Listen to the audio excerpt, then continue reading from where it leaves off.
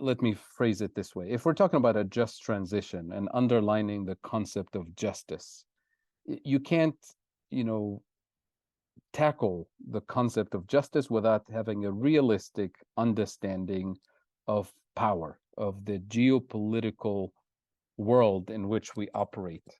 And I'll summarize it in just a few words in terms of how the major economic and political blocs have perceived us in the past and how they continue to perceive us in the future, and why it's important for us to challenge that. So clearly today there's three major blocs. There's the US, there's the European Union, and there's China. And these are economic entities that have long-term strategic visions for themselves. And everybody has every right to have a vision for themselves. And so do we, right? And if you don't have an African vision, a united African vision, long-term strategic vision for ourselves, I guarantee you we're already part of somebody else's vision. And this is how they perceived us in the past. This is how, unfortunately, they continue to perceive us moving forward. They see us in Africa and the rest of the global South in four different ways. We play four key roles for them.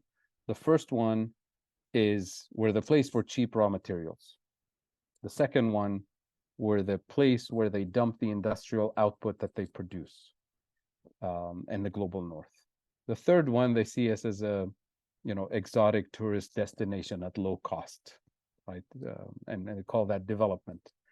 And the fourth one, they see us as the place where they can dump obsolete technologies, assembly line manufacturing that is no longer needed in the industrialized world, and they ship it to us, and they call that development and job creation and all of that, to lock us into the bottom of the value chain of industrialization, right?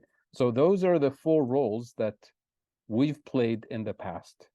And unfortunately, those three major blocks continue to see us moving forward playing the same role.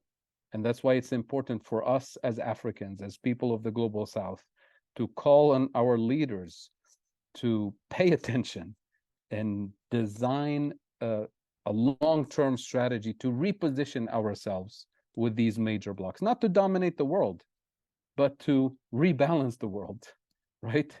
To reposition ourselves. And if we don't use this opportunity, this turning point in world history where we're facing all these multiple crises simultaneously, to demand a different approach to development, a different approach to what should be called partnership, right? Partnership as in not neo-colonial relations, but as partnerships as equals, right?